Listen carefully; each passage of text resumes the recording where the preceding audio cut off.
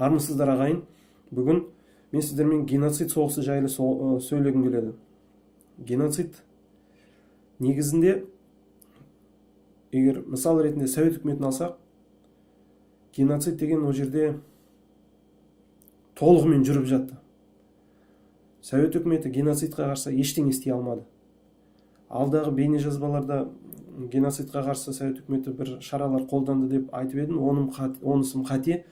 Шын мәнінде геноцид деген Совет үкіметінде кәдімгідей мықты соғыс болып жүріп жатты. Оның мысалдары ол арақ, темекі. Өздеріңіз білесіздер, Совет үкіметінде жаппай халық арақ ішіп кетті. Тіпті арақты танымаған халықтар, қазақ сияқты, сол араққа ілігіп талай жанұяларды талан-таражға салды. Геноцидтің әсері өте жаман. Өкінішке орай, осы күні бәрлерің білесіздер, әрбір тойда қазақтың ағалары арақ шумен өткізеді. Ол деген жасөспірім балаларға қандай жаман өнеге. Геноцидтің және мына арақ ішудің індеті жайлы көп айтылып жатыр. Соның бәрі біледі. Бірақ дегенмен түсінбестіктен және әдетке айналғаннан және елдің бәрі істеп жатыр ғой, мен соларға қарсы қалай столға шөлмек қоймаймын деп, өзіміздің қазақ ағайындарымыз ұялып арақты да қояды. Арақ ішілгеннен кейін талай басқа да сұмдықтар жасалынып жатады. Жарайды, ол көбісі айтады, Совет үкіметінде өскен адамдар ғой, олар үйреніп қалды дейді. Бірақ солардың істеп атқандары бүгінгі біздің балаларға үлгі болып бара жатыр. Одан қарсы тағы да, соған қоса тағы да геноцидтің бір тағы әсері, ол мына өсіп бара жатқан балалардың денсаулығына зиян әкеледі. Кейбіреу айту мүмкін, қалай, мысалы, менің балаларым өсіп кетті, енді маған арақ іше беруге болады деп. Шын мәнінде қарап тұрсаңыз, әр адамда өзінің биополисі болады. Ол туралы өкінішке орай ешбір медициналық тұрғыда ешкім айтып жүрген жоқ. Мектептерде, институттарда ешкім оны айтпайды, бірақ биополиясы әр адамның ішінде бар. Оны басқа біреулер аура деп те атайды. Сол биополияға әсер жүргізуге болады. Сонда қарап тұрыңыз, өзіңіз қараңыз, егер сіздің балаңыз 13-14 жастағы бала әкесінің үйге арақ ішіп мас болып келгенін көрсе, егер оның темекі тартып тұрғанын көрсе, сонда сол мәлімет мына жасөспірім баланың биополисіне жазылады. Сонда баланың денсаулығы содан әлсірейді, биополия арқылы әлсірейді. Оған бірде-бір мысал, өкінішке орай оны да ешкім айтып жүрген жоқ. Телегония деген заң бар. Оны Англияда алғашқы рет тапты. Зоология ғалымдары зерттеу жүргізіп, Африкадағы жүрген зебра мен кәдімгі жылқыларды шатастырып, буындастырып, солардан ұрпақ алғысы келді. Өздеріңіз білесіздер, осы күні мысалы жылқы мен есекті буындастырып, содан тұқым әкелмейтін мул деген жәндік шығады. Міне тура солай зебра мен жылқыны шатастырса, қандай ұрпақ шығады екен деп зерттеулер жүргізді. Содан былай да тырысты, онысынан түк шықпады. Жаңағы еркегін де ұрғашысын да қосты, бірақ ешбір бала дұрыс тумады.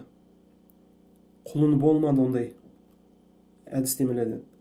Сосын жаңағы зебраны Африкаға қайтарып жіберді, ал жылқыларды өз үйіріне қайтарып берді. Содан кейін әлгі жылқылар басқа жылқылармен жүргеннен кейін құлындай бастады. Сонда ғалымдардың байқағаны, құлындардың арқаларында зебралардың тілім іздері қалып қапты. Ақ-қара. Қараңыз, ұрпақ әкемеген. Бірақ биополия арқылы зебраның табиғаты, зебраның заты жаңа туған құлынға берілді. Қалай берілді?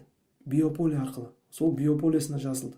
Ал егер енді өздеріңіз қараңыздар, жаңағы қыз бала болсын, ер бала болсын, олардың биополиясы жазылмаған ақ қағаздай әппақ пәк келеді. Ал оларға сол биополисна ең алдымен қандай жазу жазылады? Әкесі мен шешесінің, атасы мен әжесінің. Солардың айтқан сөзі, солардың істеген үлгісі, солардың өмірлік салты. Солар қалай өмір сүреді? Сол мәліметтің бәрі толығымен жасөспірім балаларға жазылады.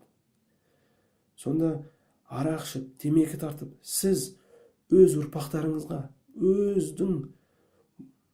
өзіңізден тарайтын буынға тамырына балта шауып әлсіретіп отырсыздар. Суреттерге қараңыздар. Алып адамдар қалай тұрады? Және әлсіз адамдар қалай тұрады? Геноцидтің тағы да бір түрі ол қалада тұру. Өкінішке орай осы күні барлық адамдарды қаланың ішіне тығып жатыр. Неліктен тығып жатыр? Ауылдағы өмірді өте жаман қиындатып жіберді. Сондықтан ауылда тұрған адамдар амалсыздығынан, жоқшылықтан қалаға барады. Ал қалада олар табиғаттан алыстанады. Адамды емдейтін бірден бір емдік жол ол табиғатпен етене жақын жүру, табиғатпен тұтас болу, табиғаттың таза ауасын демалу, көк шөптің үстіне жалаң аяқ жүгіру, бұлақтың суын ішу, балалармен ойын сауық салып, кешке дейін жүгіріп ойнау. Және табиғаттың бір жақсы әсері ол жануарлар, жылқысы болсын, иті болсын, мысығы болсын, түйесі болсын. Солардың тәрбиелік мәні өте жоғары. Бірақ геноцидтің бізге жүргізіліп жатқан бір түрі біздің балаларымызды сол табиғаттан алыстатып жіберді. Сондықтан біздің балалар асфальт тастың үстінде өскендіктен табиғаттың тарихын, табиғаттың көзін білмейді, иісін иіскемейді. Өздеріңіз білесіздер, бала кезде атаның ауылына барып, қораның ішіне кіріп, мал қораның ішіне кіріп, мал қораны тазалағанда, немесе шөп шауып, сол шөпті қораның үстіне үйген кезде қандай иіс еді. Таңертең ерте тұрғанда құстардың шырылдаған дауысы қандай керемет еді. Түнгі далада жүрген кезде от жағып, жұлдызды аспанға қарап, түнеген кезде әсері қандай керемет. Міне осындай тәрбие маңызы өте керемет саладан, сондай мәліметтен біз өзіміздің ұрпағымызды шеттетіп жатырмыз, өзіміздің қолымызбен. Сонда қарап тұрсаң, біз өзіміздің ұрпағымызға өз қолымызбен геноцид жүргізіп жатырмыз. Ал ертеңгі күні табиғаттан алыс шыққан бала ол ақ пен қараны, шындық пен жалғанды, ар мен ұятты білмей өседі. Оның жүрегі ауырмайды, оның бауыры езілмейді. Сондай адамды ертеңгі күні бастық қылып қолса, ол ақша құмар боп, мансап құмар боп, басқаны алдап та кетеді, елін сатып та кетуі мүмкін. Біз таңғаламыз, осы күні әкімшілікте парақорлық қайдан шықты деп. Өйткені осындай тәрбиеден тыс қалған, ата мен әжесінің тәрбиесін көрмегендіктен, малды бақпай, сол қоян, мысық, ит, қаншама жануарларға, жәндіктерге көзімен көрмей, қолымен ұстамай өскен, асфальттың үстінде өскен балалардың ертеңгі күні біздің елімізге істейтін зияны орасан көп болуы мүмкін. Міне геноцидтің түрлерінің бірі осы. Сондықтан геноцидқа қарсы тұру үшін біз ең алдымен біздің ағзамызды тазалауымыз керек. Мысалы, арақтың әсерінен денені тазалау үшін қаннан жаман элементтер кету үшін 40 күн керек екен. Ал жалпы адамның санасы темекі мен арақтан арылу үшін 3 жыл уақыт керек екен. 3 жыл бойы адам ішпесе де, темекі тартпаса да, ойында сол ойлар жүреді екен. Сонда санасында, биополисінде жазылған мәлімет тазалығын қанша? 3 жыл керек екен. Ойлаңыз, қандай әсерлі мына геноцидтің кесірі бізге тиіп жатқан. Ал соны бізге ешкім айтып жатқан жоқ. Бізге соны ешкім үйретіп жатқан жоқ. Жүйелі түрде еш жерде оны айтып бізге үйретпейді. Геноцидтің тағы да бір мысалы біз өз қолымызбен істеп жатқан. Ол біз өз балаларымызды 10 жыл бойы мектептің ішіне тығып жібереміз. Мектепте олар не істейді? Сабақта 45 минут қозғалмай отырады. Ал адамның қан ағымы оның денсаулығына тікелей байланысты. Сонда мына бел буын жақта, бел жақта адам отырғандықтан бүкіл қан ағымы баяулайды. Ал біз балаға не дейміз? Біз балаға қозғалма, тұрма, тік отыр деп отырғызып қоямыз. Сонда 45 минут отырады. Сосын 15 минут жаңағы үзілісі бар. Бірақ ол мұғалімдер оған айтпайды. Бар шық, жүріп кел, кішкене қан ағымың жүрсін, кішкене бой жазып кел деп. Айтады, келесі сабаққа дайындалыңдар деп. Сосын ол 15 минут үзілісті тағы да отырады. Сосын 45 минут тағы да отырады. Сөйтіп біз мына жасөспірім баланың өсіп келе жатқан кезінде оның денсаулығына өте керемет зиян келтіреміз. Ал соның алдын алудың өте оңай жолы бар. Ол 45 минуттың ішінде болып жатса, 15 минут сайын, 15 минут өтті ма?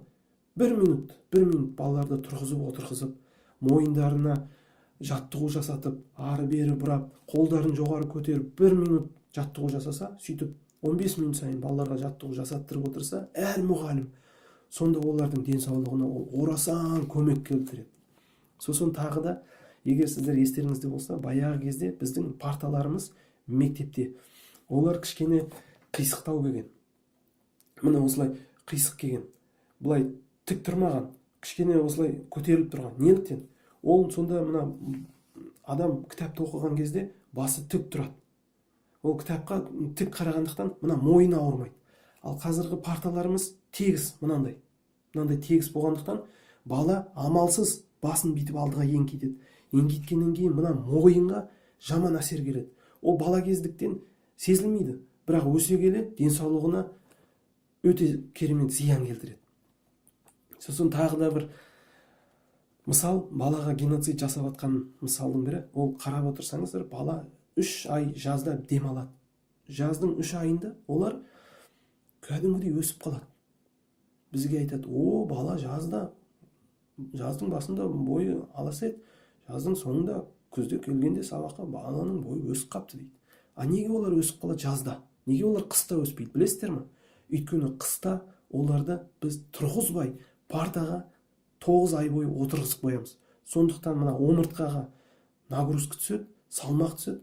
Соның кесірінен баланың бойы өспей қалады екен. Міне осылай біз өз қолымызбен өз балаларымызға геноцидтің соғысын, әдістемелерін жүргізіп жатырмыз. Ал соның бірде-бір емі, өте оңай емі, ол мені жаңағыда айтып кеткендей, сабақ барысында 2 рет 15 минут сайын балалар тұрғызып 1 минут 60 секунд, тіпті 45 секунд сіздер оларға жаттығу жасатыңыз. Шаршатпай, міндетті түрде регулярно жасатыңыз. Сонда олар өздерінің денсаулықтарын түзетіп алады. Міне геноцид туралы тағы да айта беруге өте көп тақырыптар бар. Бірақ бүгінше осымен тамам. Келесі кездескенше сау саламатты болыңыздар, ағайын.